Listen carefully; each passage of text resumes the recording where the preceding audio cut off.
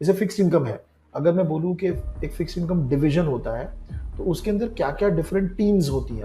जैसे fixed income trader एक हुआ जो बेसिक ट्रेडिंग करता है, डीलिंग करता है, डील सेटल करने के काम करता है। बैंक बेसिकली किसी कंपनी का बॉन्ड खरीदने वाला है। क्रेडिट रिस्क असेस करने के लिए जैसे आपने बॉन्ड बोला, bond is one segment, but bank का मेन धंधा है लोन देने का। Now you are going to take a decision कि वो कौन से फिक्स इनकम एसेट में पैसे डालेंगे आप। म्यूचुअल फंड में ना सिर्फ एसआईपी या रिटेल कस्टमर, फिक्स्ड इनकम में बहुत ज़्यादा इंस्टीट्यूशनल पैसा भी आता है। तो क्या ऐसा बाइफरकेशन है कि जीसेक में अलग टाइप का कुछ रिसर्च हो रहा है, कॉर्पोरेट बॉन्ड्स में अलग हो रहा है? जीसेक बेसिकली इकोनॉमिक फंडामेंटल पे ट्रेड होता है, जैसे इन्फ्लेशन, इंटरेस्ट रेट, ग्रोथ। तो इंडिया में फिक्स इनकम की अपॉर्चुनिटीज ज्यादा मिलती हैं या फिर इक्विटी की ज्यादा मिलती है? देखिए ऐसा है कि इक्विटी में हर कोई रिसर्च कर रहा है। जैसे मैं अपना 1000 रुपया भी लगा रहा हूँ तो मैं कोई रिसर्च को फॉलो कर रहा हूँ वगैरह वगैरह। तो राइट। क्योंकि इक्विटी में रिटर्न्स ज़्यादा है तो बहुत सारे लोग उसके पीछे भागते हैं, इवन दे आर क्वालिफाइड और नॉट क्वालिफाइड। अगर सपोज मुझे करियर बनाना है into the fix income side, तो क्या क्या स्किल सेट आपके हिसाब से होने चाहिए किसी भी कैंडिडेट के अंदर?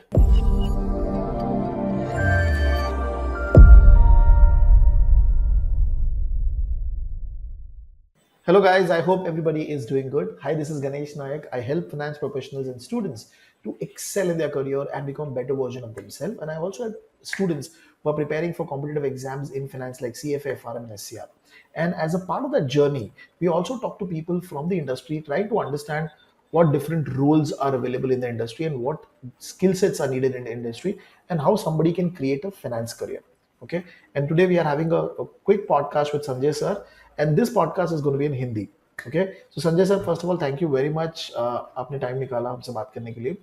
एक ब्रीफ अगर आप दे सकते हैं, बिकॉज आपकी 25 ईयर की जर्नी रही है into the fixed income side in industry, तो क्या क्या हुआ, क्या अप्स एंड डाउन्स हुए, अगर आप हमको बता सकते हैं तो। Thank you, Ganesh, for this podcast. I'm happy to be here on this podcast.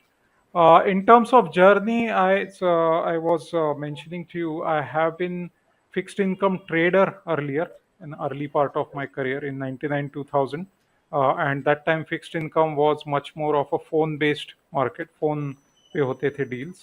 अभी भी okay. to some extent phone पे होते हैं, but अब और systems आ गए हैं। तो वहाँ से चालू किया। फिर मैं बैंक में गया, couple of banks I work with, और वहाँ पे मैंने लोन देने के लिए क्रेडिट रिसर्च जो होता है उसमें काम किया। उसके बाद मैं asset management mutual fund industry में गया, and I okay. Work with large asset manager for almost 16-17 years. उसमें 10 साल में इंडिया में रहा। इंडिया में मैं हेड ऑफ फिक्स्ड इनकम था इन्वेस्टमेंट के लिए। उसके बाद में हांगकांग और सिंगापुर जाने का भी मुझे मौका मिला।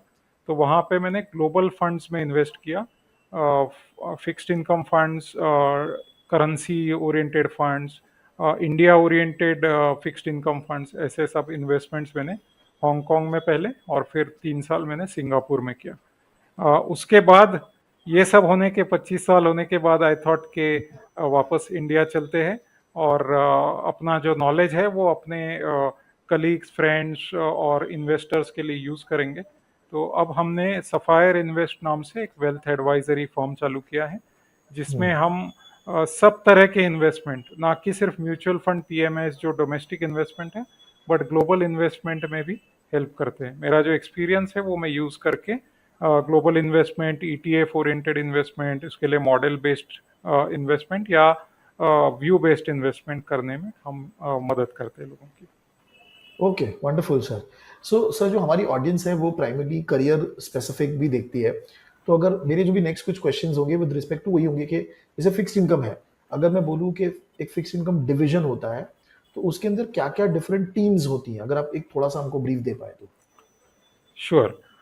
सो फिक्स्ड इनकम में हर तरह के रोल होते हैं। जैसे आप इक्विटी में जानकार लोग होंगे बहुत सारे, तो उसमें भी ऐसे ऐसे डिफरेंट तरीके के रोल्स होते हैं। जैसे फिक्स्ड इनकम ट्रेडर एक हुआ जो बेसिक ट्रेडिंग करता है, डीलिंग करता है, डील सेटल करने के काम करता है। उसके अलावा एक जो क्रेडिट होता है, जैसे इक्विटी में इक्विटी रिसर्च करना इम्पोर्टेंट है, हर कंपनी को देखना, जानना, पहचानना कैसे उसका स्टॉक प्राइस चेंज होगा। वैसे ही क्रेडिट रिसर्च एक क्रूशियल एरिया होता है, तो credit analyst is a crucial role. तो ओके। उस आदमी को, उस रोल के पर्सन को क्रेडिट का रिसर्च करके बेसिकली फाइनेंशियल प्रोजेक्शन और कंपनी कैसे परफॉर्म करेगा, प्रॉफिटेबल रहेगा कि नहीं, उसके रेशियोज वगैरह देख के okay. They will make a recommendation कि ये कंपनी में इन्वेस्ट करना चाहिए, इसको डेट देना चाहिए, इसको लोन देना चाहिए कि नहीं। तो क्रेडिट ओके। एनालिस्ट जैसा एक रोल होता है। फिर हम्म। एक म्यूचुअल फंड ओरिएंटेड देखेंगे या इंश्योरेंस कंपनीज में भी होता है, एक फंड मैनेजर रोल होता है, जो बेसिकली ये ट्रेडर और क्रेडिट एनालिस्ट से इनपुट लेके फिर अपना फंड कहाँ इन्वेस्ट करना है, कितना अमाउंट करना है, उसके ऊपर व्यू लेता है। ये सब जो टीम्स है वो सीआईओ को रिपोर्ट करते हैं, chief investment officer. Generally mutual fund में इस तरह से रोल होते हैं। जब बैंक ओके। में आप देखेंगे तो क्रेडिट एनालिस्ट के बहुत सारे रोल होते हैं, क्योंकि बैंक बहुत सारे क्रेडिट देते हैं। If you notice, right. बैंकों में number of credits are much higher, market में कम होते हैं, बैंक में लोन पूछने वाले बहुत ज़्यादा होते हैं। तो उस तरह से बैंकों में फिक्स्ड इनकम के रोल बहुत ज़्यादा होते हैं, बैंक के ट्रेजरी में भी होते हैं, और बाकी लोन बुक जब बैंक क्रिएट करते हैं तो उसमें भी क्रेडिट ओरिएंटेड या फिक्स्ड इनकम ओरिएंटेड, ये बंदा पैसा वापस करेगा कि नहीं, इतना ही व्यू लेना ओके। है, बट उसके लिए काफ़ी एनालिसिस की ज़रूरत पड़ती है। इसके अलावा जो मैक्रो रिसर्च जो है, जैसे इकोनॉमिक रिसर्च हो गया, उसमें एनालिस्टों की ज़रूरत पड़ती है। लगभग सारे म्यूचुअल फंड्स में अभी इकोनॉमिक रिसर्च के लिए भी एक पर्सन रखा जाता है, जो इक्विटी को भी ओके। थोड़ा अपना व्यू प्रोवाइड करता है, और फिक्स्ड इनकम डिवीजन में भी इंटरेस्ट रेट कहाँ जाएंगे, किस तरह से इन्फ्लेशन प्रोजेक्ट होगा, इस तरह से रोल क्रिएट करता है, या इस तरह से रिसर्च क्रिएट करता है, फिर उसका यूज करके फंड मैनेजर इन्वेस्ट करता है। सो fixed income is a vast area actually, including banks, insurance companies, mutual funds, सब जगह फिक्स्ड इनकम के स्किल सेट की जरूरत पड़ती है। राइट। तो सर इसमें जो आपने भी क्रेडिट एनालिस्ट बोला इन अ बैंक, तो जो मुझे समझ में आया कि बैंक बेसिकली किसी कंपनी का बॉन्ड खरीदने वाला है, तो हाँ, before buying they will basically take a call through the credit analyst कि whether this investment is a good investment और नॉट। करेक्ट। प्राइमरली क्रेडिट तो रिस्क असेस कर रहे हैं हम उसका। क्रेडिट रिस्क असेस करने के लिए, जैसे आपने बॉन्ड बोला, bond is one segment, but bank hmm. का मेन धंधा है लोन देने का। जैसे अच्छा। कोई कंपनी जो अ, बहुत बेसिक काम कर रही है और उसको लोन देना है, तो वो हम्म। बैंक के पास जाएगी। फिर ओके। इसमें दो तरह के डिवीजन भी हो जाते हैं। एक तो कॉरपोरेट लोन जब देते हैं तब क्रेडिट एनालिसिस होता है। जब रिटेल लोन देते हैं तो वो अलग तरह का एनालिसिस होता है कि कितने प्रोबेबिलिटी है इसमें से दो लोग डिफॉल्ट करेंगे वगैरह, तो वो क्वांटिटेटिव रिसर्च ओरिएंटेड थोड़ा रोल होता है। बट जब कॉरपोरेट लोन देते हैं, जैसे every company has a corporate loan on their book, right? So right. वो कंपनीज का भी एनालिसिस वहाँ पे होता है, और फिर उसमें ओके। कोई इन्वेस्टमेंट कमिटी को प्रेजेंट करके तो बैंक अपने कॉल ले सकती है कि देना है, नहीं देना है, या कितने ओके। रेट पे देना है, उस तरह से। तो वो भी ओके। एक बड़ा सेगमेंट होता है फिक्स्ड इनकम में। Okay. And in the mutual fund side और the asset management side, primarily आपके पास कस्टमर्स के पैसे आ गए through SIP, now you are going to take a decision कि वो कौन से फिक्स इनकम एसेट में पैसे डालेंगे हम, राइट? यस। तो सो इसमें। म्यूचुअल फंड में ना सिर्फ एसआईपी या रिटेल कस्टमर, फिक्स्ड इनकम में बहुत ज़्यादा इंस्टीट्यूशनल पैसा भी आता है। जैसे ओके। बड़े कंपनीज है, उनके ट्रेजरीज भी उसमें इन्वेस्ट करते हैं, और कुछ बैंक्स है वो भी इन्वेस्ट करते हैं। लार्जर नाबार्ड जैसे इंस्टीट्यूशन है जो इनके पास सरप्लस होता है, वो भी हम्म। म्यूचुअल फंड में लमसम इन्वेस्ट करते हैं, बड़ा पैसा लिक्विड फंड्स में या दूसरे तरह के फंड्स में। तो आपने ओके। एसेट डिस्ट्रीब्यूशन देखा होगा, तो कई म्यूचुअल फंड्स का एसेट्स में फिक्स्ड इनकम एसेट बहुत ज़्यादा है। ओके। कस्टमर कम होंगे, but they give larger sum of money. तो उस तरह से फिक्स्ड इनकम एसेट काफ़ी इंस्टीट्यूशनल सेगमेंट में भी बहुत बड़ा पार्ट प्ले करता है। ओके। तो सर इसमें जब हम इंस्टीट्यूशनल की बात कर रहे हैं तो ultimately the idea is that के मतलब तो इंस्टीट्यूशनल साइड पे भी there would be some people who would take a decision कि सपोज एलआईसी है, उसके पास बहुत कैश पड़ा है, तो उनकी भी ट्रेजरी टीम में कोई बैठा होगा जो हाँ, डिसाइड करे कि इतना पोर्शन हमको फिक्स इनकम में डालना है। And then they will start reaching out to the mutual fund industry, fund houses के आपके पास फिक्स इनकम का फंड है, हमको हमको इतना डिप्लॉय करना है basically. Am I correct on that? Correct. Yes. So ये एग्जाम्पल ठीक है, लेकिन LIC क्योंकि इतना बड़ा है तो वो अपने ही फिक्स्ड इनकम प्रोफेशनल डिप्लॉय करता है। राइट। बट मैं जैसे उससे थोड़ा डिफरेंट एग्जांपल दूं तो जैसे ITC जैसी कंपनी है, सिगरेट बेचती है, हम्म। तो काफी हम्म। कुछ पैसा उनके पास जमा होता है सरप्लस। तो उनका ट्रेजरी मार्केट में खुद भी इन्वेस्ट कर सकता है, लेकिन प्रोफेशनल मैनेजर जैसे म्यूचुअल फंड है उनके पास भी पैसा दे सकता है। तो दोनों तरीके से वो इन्वेस्ट करते हैं, वो खुद भी थोड़ा ओके। इन्वेस्ट करते हैं, बॉन्ड्स खुद खरीदते हैं। तो वहां पे प्रोफेशनल्स की जरूरत पड़ती है टू सम एक्सटेंट। बट वहाँ ओके। पे फिर लोग ऐसे भी होते हैं जो म्यूचुअल फंड में इन्वेस्ट करने के लिए उसका रिसर्च करके बताते हैं। फिर कुछ कंपनीज ऐसे होते हैं जिनके पास इतना बड़ा ट्रेजरी नहीं है, तो वो फिर हम्म। म्यूचुअल फंड एडवाइजर्स के पास जाते हैं, हमारे जैसे लोगों के पास, उनको पूछते हैं कि किस तरह के फंड में इन्वेस्ट करें या क्या स्ट्रेटेजी करें। तो वो भी एक ओके। सेगमेंट हो जाता है कि डिस्ट्रीब्यूटर के पास भी रिसर्च होना जरूरी है या एडवाइजर के। तो वो भी एक सेगमेंट रोल्स के लिए खुल सकता है, फिक्स्ड तो इनकम इसमें सर रिसर्च। इंडस्ट्री में जब हम रिसर्च की बात कर रहे हैं या इन्वेस्टिंग, तो क्या ऐसा बाइफरकेशन है कि जीसेक में अलग टाइप का कुछ रिसर्च हो रहा है, कॉर्पोरेट बॉन्ड्स में अलग हो रहा है, तो ऐसा कुछ? जीसेक बेसिकली ऐसा डिस्ट्रीब्यूशन है to some extent. G Sec basically economic fundamental पे ट्रेड होता है, जैसे इन्फ्लेशन, इंटरेस्ट रेट, ग्रोथ, ये कहाँ जाने वाले हैं उस हिसाब से। और गवर्नमेंट बोरोइंग है, जैसे हमने देखा GST में अभी कट हो गया, हम्म। ये 22 सितंबर से। यस। सो गवर्नमेंट का रेवेन्यू कम हो जाएगा, then can government come and borrow more in the market. तो ओके। इस तरह का रिसर्च उन्होंने करना पड़ता है। तो ये मैक्रो इकोनॉमिक रिसर्च हो गया।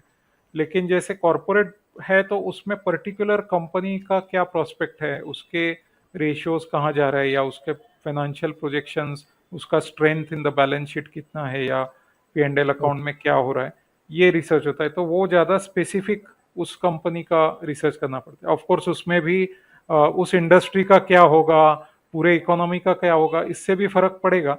लेकिन more specific research in that corporate will be required in the credit research segment.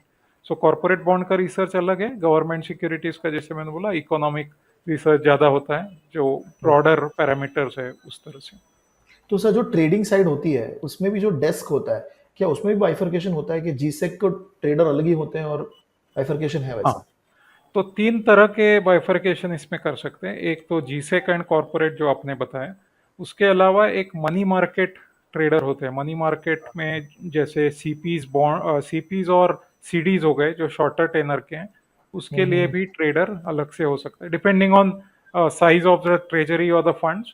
Then they deploy multiple people, sometimes एक ही बंदा दोनों तीनों रोल भी प्ले करता ओके। है। ओके। तो सर अगर हम इंडियन लैंडस्केप देखें, मतलब बैंक्स हो गया या, तो इंडिया में फिक्स इनकम की अपॉर्चुनिटीज ज्यादा मिलती हैं या फिर इक्विटी की ज्यादा मिलती है? बिकॉज जो मेरा अंडरस्टैंडिंग है, इक्विटी मार्केट इतना बूम कर रहा है, सबको इक्विटी दिखता है, तो कैसा है वो, मतलब फिक्स इनकम मार्केट? मतलब ये एक थोड़ा स्ट्रेटेजिक कॉल है फॉर एवरी यंग पर्सन कि इक्विटी में, देखिए ऐसा है कि इक्विटी में हर कोई रिसर्च कर रहा है।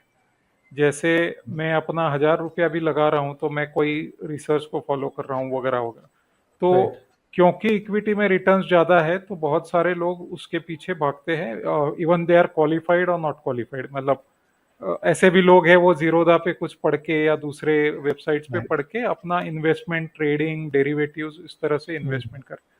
तो वो एक प्रोफेशनल सेगमेंट नहीं है। मतलब उसमें आप थोड़ा सा भी इन्वेस्ट करके मतलब for want of better word time pass कर सकते हो, इन अ सेंस के ओके। आप पैसा कमाओ ना कमाओ।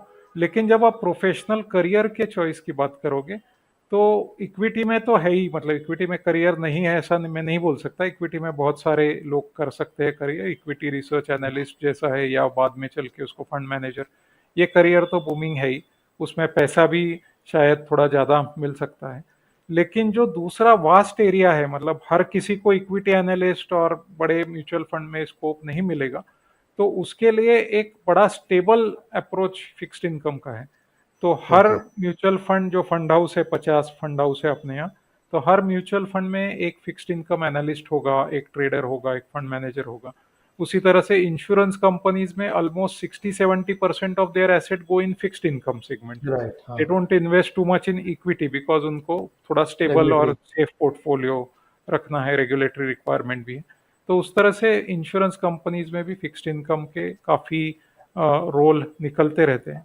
और जैसे मैंने बोला, बैंक्स जो है, एनबीएफसीज है या बैंक्स है, इनके अंदर भी ट्रेजरीज में ज़्यादातर इन्वेस्टमेंट फिक्स्ड इनकम में होता है। जैसे राइट। बैंक है, कोई एसबीआई है, तो उसका इन्वेस्टमेंट बुक में may be about 10% will be equity investment. SBI is okay. Such a big balance sheet, but right. Rest 90% will go in either government securities, corporate bonds और loans. तो हर right. चीज के लिए फिर एनालिसिस की जरूरत पड़ती है। इतने सारे ओके। बिजनेसेस इंडिया में है, जीएसटी होल्डर्स, तो उनका सबका एनालिसिस करना पड़ेगा, या हर एक कंपनी का अलग। तो इस तरह से मतलब ये बहुत स्टेबल और वास्ट एरिया है, जबकि आपको उसमें लाखों करोड़ों एकदम से पगार नहीं मिलेंगे, but it's a okay. Area where one can explore to get a stable job. Okay. And sir, ऐसा होता है क्या किसी ने फिक्स्ड इनकम साइड में जॉब स्टार्ट की या करियर स्टार्ट किया and he was able to move to the equity, ऐसा हाँ, चेंजेस ऐसे होते हैं? भी ऐसे भी एग्जाम्पल्स काफ़ी है। जैसे मेरे खुद के कंपनी में ऐसे एग्जाम्पल्स हुए हैं एक दो, जो ओके। बैंकिंग एनालिस्ट थे पहले, बैंक्स का एनालिसिस करते थे, फिक्स्ड इनकम साइड में थे। उसके बाद वो, क्योंकि उनका नॉलेज इकोनॉमी का वगैरह अच्छा था, तो हम्म। उनको बैंकिंग एनालिस्ट करके इक्विटी साइड में मौका मिला। फिर मेरे साथ वो सिंगापुर भी गए थे। तो ये भी हो सकता है कि आपका बेंड ऑफ माइंड देख के या आपका एक्सपीरियंस लेके फिक्स्ड इनकम से इक्विटी में आप जा सकते हो। इक्विटी में बाद में ये जो पर्सन बोल रहा हूँ वो फंड मैनेजर भी बने, इक्विटी फंड मैनेज करते हैं। तो इस तरह से भी हो सकता है। दूसरे तरीके से भी हो सकता है कि इक्विटी से आप फिक्स्ड इनकम में आ जाओ, और वहाँ पे आपको एक स्टेबिलिटी मिल जाए। फिक्स्ड इनकम क्योंकि थोड़ा नॉन ग्लैमरस एरिया है, और returns are not that substantial. मतलब जैसे फिक्स्ड इनकम में आप सोचोगे कि एक फिक्स कैप है रिटर्न के लिए, क्योंकि जितना राइट। इंटरेस्ट रेट है उतने ही मिलेंगे। तो उस तरह से salaries are not going to be sky rocketing suddenly, but sky rocketing salaries जो है वो एक छोटे से 2-5% के तबके को ही मिलता है। You don't get, every equity analyst is not drawing one making. Crore salary. तो राइट। उस तरह से अपने एक्सपेक्टेशन को मैनेज भी करना चाहिए। जैसे नया एक डिवीजन अभी प्राइवेट इक्विटी का भी आया हुआ है, प्राइवेट क्रेडिट का भी आया हुआ है। Private credit okay. में यस। आप थोड़े से बैंक जो जिसको क्रेडिट नहीं दे सकते, वैसे थोड़े हायर क्रेडिट, जैसे कोई कंस्ट्रक्शन कंपनीज है या होटल्स है, उनको लोन देते हैं। और उसमें फिर थोड़े रिटर्न्स ज़्यादा आते हैं। जैसे प्राइवेट क्रेडिट फंड 12 से 14% के रिटर्न अर्न करते हैं, बट जो normal mutual fund fixed income है, फंड्स है, इसमें आप 7 से 10% के रिटर्न अर्न करते हैं। तो रिटर्न पोटेंशियल रिलेटिवली लिमिटेड है। लेकिन जैसे इन्वेस्टर है जिनको सेफ्टी चाहिए, और बहुत सारे आते हैं जिनको सारा इक्विटी में नहीं लगाना है, या इंस्टीट्यूशन है समझा। जिसको सवाल पूछा जाएगा कि भाई तुमने इक्विटी में क्यों गवाया पैसा, तो ऐसे लोग हमेशा फिक्स्ड इनकम में इन्वेस्ट करते हैं। ओके। ओके। तो sir, coming back to the discussion with respect to career, कि हम्म, जो अ- अगर सपोज मुझे करियर बनाना है into the fixed income side, तो हाँ, क्या क्या हाँ। स्किल सेट आपके हिसाब से होने चाहिए किसी भी कैंडिडेट के अंदर? देखिए, जैसे करियर बनाने के लिए या एंट्री करने के लिए आपको पहले तो थोड़ा सा इस मार्केट का या इस तरह के एक जॉब करने का, जो फाइनेंशियल बैलेंस शीट इस तरह के जॉब करने का एक पैशन या अंडरस्टैंडिंग होना चाहिए। तो पैशन, ये पहली चीज़ हम समझ सकते हैं कि उस तरह से एक बिल्डअप हो सकता है। क्योंकि आपको जो इंटरेस्ट ही नहीं है नंबर्स में, तो फिर आप वो तरीके का काम नहीं कर पाओगे। ये थोड़ा नंबर ओरिएंटेड काम है। फिर राइट। बाद में आपको अंडरस्टैंडिंग और स्टडी उसका बिल्डअप करना पड़ेगा। जैसे बहुत सारा एनालिसिस इक्विटी के जैसा ही है। जैसे आप डीसीएफ बनाते हैं या दूसरे तरीके के एनालिसिस करते हैं, तो उसी हम्म। तरीके का एनालिसिस होगा। बट आप हमेशा डाउन साइड प्रोटेक्ट करने की तरफ देखते हैं फिक्स्ड इनकम में। इक्विटी में राइट। हमेशा आप सोचोगे कि इसमें अपसाइड क्या है, ये आगे कैसे बढ़ेगा, ग्रोथ कैसे होगा। ओके। आपको वो नहीं देखना है। आपको ये डूबेगा तो नहीं, उसके डाउनसाइड क्या है, उसके इंडस्ट्री में कुछ ऐसा चेंज हो गया कि वो कोप नहीं कर पाया कंपनी, उस तरह से आपको समझा। डाउनसाइड की तरफ देखना है। बट वो अंडरस्टैंडिंग और स्टडी आपके लिए इम्पोर्टेंट है। तीसरा part, of course practical experience, किसी के पास आप अंडर स्टडी काम करें, उस तरह से रिक्वायरमेंट भी होता है। जैसे बैंक्स, म्यूचुअल फंड्स में या दूसरे भी छोटे आउटफिट्स में आप कर सकते हैं। और हम्म। लास्टली आई थिंक एक कनेक्ट बनाना ज़रूरी है, इंडस्ट्री से कनेक्ट होता है या आप दूसरे एनालिस्टों से कनेक्ट होता है, क्योंकि काफ़ी सारी चीज़ें जो होती है वो आजकल वो इंफॉर्मेशन ओवरलोड का ज़माना है, तो you are not able to catch everything, every news, every other thing. तो उसमें राइट। आपको एक कनेक्ट होने से मार्केट से भी फीडबैक मिल सकता है कि क्या हो रहा है किसी चीज़ में। तो ये 3-4 चीज़ें हैं जो डेवलप होते होते होती है ऑफ कोर्स, बट ओके। ये चीज़ें इंपॉर्टेंट है कोई भी प्रोफेशनल के तो लिए। सर, जो फाइनेंशियल मॉडलिंग वाला पार्ट है, वो जैसे आपने बोला कि अगर कोई सिर्फ फाइनेंशियल मॉडलिंग कर रहा है इन इक्विटी, तो वो फिक्स इनकम का भी कर सकता है, ऑलमोस्ट सेम ही हो रहा है, लेकिन थॉट प्रोसेस थोड़ा अलग है, बाकी अप्रोच सेम है, कैलकुलेशन सेम है, राइट, वही सब देखा जाए। राइट। हाँ, ओके। जैसे मैं आपको एग्जांपल के तौर पे बताऊं तो पी एंड एल और बैलेंस शीट तो सेम ही रहेगा, कंपनी का हम्म। एनुअल रिपोर्ट तो सेम ही रहेगा। तो आप उसके अंदर क्या कर रहे हो कि उसका बैलेंस शीट लेके आप उसको प्रोजेक्ट कर रहे हो आगे, जो इक्विटी में राइट। भी आप कर रहे हो। उसके बाद आप देख रहे हो कि प्रॉफिट, पी एंड एल पे फोकस करके प्रॉफिट ग्रोथ होगा तो फिर मुझे इक्विटी में अपसाइड मिलेगा, और किस तरह से वो प्रॉफिट बिल्डअप होगा। ये P and L oriented equity investing का अप्रोच हो गया। डेट में क्या होगा, फिक्स्ड इनकम में क्या आप बैलेंस शीट पे ज़्यादा फोकस करोगे, बैलेंस शीट में क्या स्ट्रेंथ है, जो उसके पास प्रॉफिट नहीं आया एक आध साल तो किस तरह से वो रीपे कर पाएगा डेट को, उसके पास कोई एसेट्स है ओके। क्या जो तो उस तरह से आप स्टडी करोगे, थोड़ा सा स्टेबिलिटी की ओर देखोगे, उसमें थोड़ा ग्रोथ की ओर देखोगे। बट नंबर्स तो वही है, प्रोजेक्शन उसका बिजनेस तो वही है, तो प्रोजेक्शन तो आपको उसी से मिलेंगे कि भाई इसका 10% ग्रोथ होगा या 25% होगा, वो तो आपको देखना ही है। लेकिन उसके फिर जब 10% या 25% होगा तो that will be more equity oriented, लेकिन वो बैलेंस शीट में रिपेमेंट एबिलिटी है कि नहीं उसके पास, ये फिक्स्ड इनकम ओके। ओरिएंटेड हो गया इस तरह ओके। से। ओके। एंड सर, इस इंडस्ट्री में नया चीज क्या हो रहा है? जैसे आपने बोला कि प्राइवेट क्रेडिट ग्रो हो रहा है, तो वैसे हम्म। और कोई डेवलपमेंट हो रहे हैं क्या, जब टेक टेक एंगल से या कुछ चेंजेस आ रहे हैं क्या? और टेक एंगल से काफ़ी चीज़ें, फिक्स्ड इनकम में आप देखेंगे तो टेक एंगल से काफ़ी चीज़ें चेंज हुई है, मतलब 25 साल मुझे देखते देखते हो गए। तो जैसे मैंने शुरू में बोला कि एक फ़ोन ओरिएंटेड मार्केट था, हर चीज़ फ़ोन पे होती राइट। थी। तो इवन ओवरनाइट पैसा बोरो करना है, जैसे उसको मनी मार्केट बोलते हैं, जो कॉल मनी होता था पहले, वो फ़ोन पे होता था। जैसे मैं 4 बैंकों को कॉल करूंगा, मुझे लेंड करना है, फिर वो कुछ रेट बोलेंगे, फिर वो डील में फ़ोन पे एग्जीक्यूट करके फिर हाथ से लिख के मैं अपने बैक ऑफिस को देता था। ये शुरू का सिचुएशन था। आज आरबीआई और सीसीआईएल नाम की एक एंटिटी है, clearing corporation of India limited, India, yes. इन्होंने काफ़ी टेक्नोलॉजी का इन्फ्लो कर दिया है। तो इसमें ये कॉल मनी मार्केट या जो ओवरनाइट मनी का मार्केट है, सीडीसीपी का मार्केट है, गवर्नमेंट सिक्योरिटीज का मार्केट है, ये सब ऑनलाइन हो गया है। तो आपको हम्म। जैसे इक्विटी में होता है, आप स्क्रीन पे सारी चीजें देख पा रहे हो, उसका प्राइस चेंज हो रहा है ऑन द मिली सेकंड या जो भी हो रहा है, और आप उसमें ऑर्डर लगा सकते हो, लिमिट ऑर्डर, मार्केट ऑर्डर। तो सारा मार्केट आपके लिए ओपन हो गया। पहले ये था कि मैंने 4 लोगों को फोन किया तो उन्होंने जो राइट। प्राइस कोट किया उसी में से कुछ ठीक ठाक प्राइस करके मैं कर लूंगा।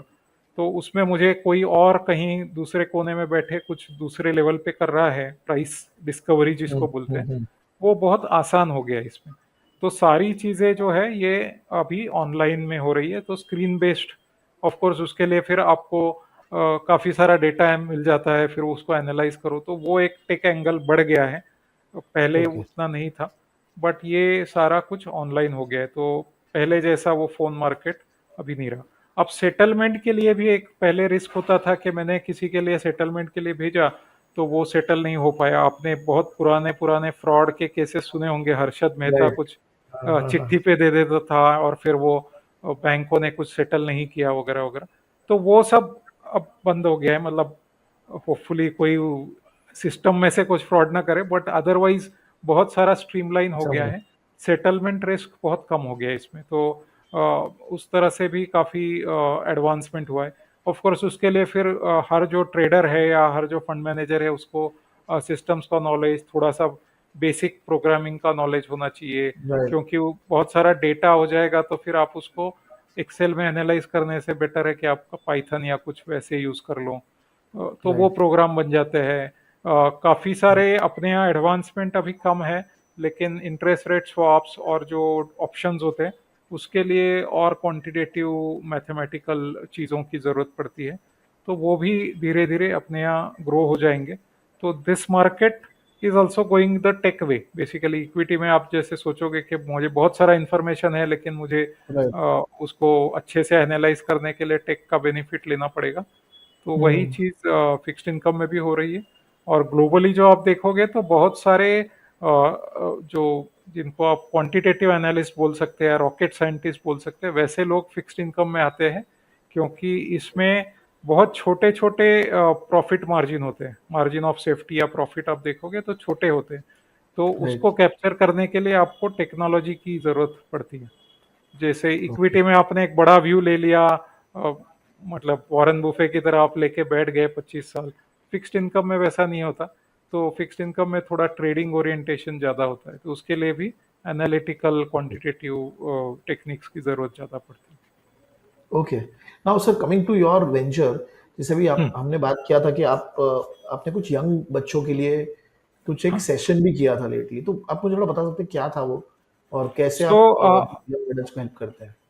तो ये वेंचर चालू करने के बाद मैं काफ़ी सारे अपने दोस्तों को मिला, और बहुत सारे मेरे एज ग्रुप के दोस्त जो है उनके बच्चे 15 से 25 के एज ग्रुप में है। तो उनका ओके। एक था कि इनको काफ़ी चीज़ें पता है, मार्केट वगैरह करते हैं, ट्रेडिंग भी कर लेते हैं, लेकिन उनको वेल्थ बिल्डिंग के बारे में रिलेटिवली कम पता है। तो ओके। जैसे अपने को भी, जैसे हमारे जैसे लोग हैं जो 15-25 साल में, हम तो इतने मनी अवेयर थे नहीं, और फाइनेंशियल लिटरेसी अपने यहाँ इतना कॉमन प्लेस है नहीं। जैसे स्कूलों में, कॉलेजों में इसका ट्रेनिंग नहीं दिया जाता। तो राइट। बच्चा कमाने लग जाता है, खर्चा करने लग जाता है, लेकिन वो वेल्थ बिल्डिंग की तरफ शुरू में ध्यान नहीं देता। फिर 35-40 में उसको ध्यान आता है, फिर वो कंपाउंडिंग का इफेक्ट रिलेटिवली उसको कम मिलता है। तो हमने राइट। ये सोचा कि ये बच्चों को ये सारे जो कंसेप्ट है, जो हम ओवर अ पीरियड सीखते हैं या थोड़ा लेट रियलाइजेशन होता है, तो वो बच्चों को ये कंसेप्ट सारे बताएंगे। और ओके। वो हम उनको एक 8-9 कंसेप्ट हमने सिलेक्ट किया, और वो हमने उनको एक एक 30-40 मिनट का एक प्रेजेंटेशन रखा। उसके अलावा उनके क्वेश्चंस आंसर करने के लिए भी थोड़ा समय रखा। तो बड़े सेमिनार ओरिएंटेड फॉर्मल तरीके में, काफ़ी सारे पेरेंट्स को ये पता होता है, बट ऐसे होता है कि बच्चा उस स्टेज में आपकी सुनता भी कम है। जैसे यंग बच्चे हैं तो रिलेटिवली कम सुनते हैं। तो हम जब बताते हैं उनको, कुछ चार्ट्स दिखाते हैं, कंपाउंडिंग का बताते हैं। जैसे हम इनको ये बताते हैं कि 25 साल से आपने जो इन्वेस्टमेंट चालू किया, तो will be much ahead of the curve rather than starting at 35। और सेम अमाउंट का राइट। सिप लेके बताते हैं कि 25 से आप करोगे तो आप बहुत ज़्यादा अपना रिटायरमेंट सेविंग कर पाओगे, जब एज कम्पेयर टू 35। तो वो पावर ऑफ कंपाउंडिंग हो गया। फिर हम उनको रूल ऑफ 72 बताते हैं, जिसमें आपका डबलिंग पीरियड आप देख सकते हो। तो राइट। काफ़ी राइट। सारे इंश्योरेंस के प्रोडक्ट आप एनालाइज कर सकते हो उसमें। तो ऐसे हम काफ़ी चीज़ें उनको उसमें बताते हैं, काफ़ी नटसेल में। और उसमें फिर बच्चों को काफ़ी फ़ायदा होता है उससे। उससे हमें दूसरा हमारा बेनिफिट है कि उससे वो फैमिली से हम कनेक्ट होते हैं, फिर हम उनमें से कुछ क्लाइंट भी हमें मिल सकते हैं। तो दोहरा बेनिफिट है। बेसिकली हम बच्चों को एक्सप्लेनेशन भी देते हैं, उनको थोड़ा नॉलेज सेशन भी देते हैं। At the same right. Time we also connect with the family, and then family can start to work with us for wealth building. Okay. Okay, interesting sir. I mean, thank you very much sir for taking out time, because ये जो conversation था, जो initially हमने भी discuss किया with respect to fixed income market, तो आपका हाँ। मुझे पर्सपेक्टिव ही चाहिए था कि आप जैसे आपने इतना 20-25 ईयर्स आपने स्पेंड किया in the industry with fixed income aspect, तो क्या होता है उस मार्केट के अंदर, कितना वो इक्विटी से अलग है। तो again thank you very much sir for taking sure out sure time and talking to us. Thank sure. You. Thank you Ganesh.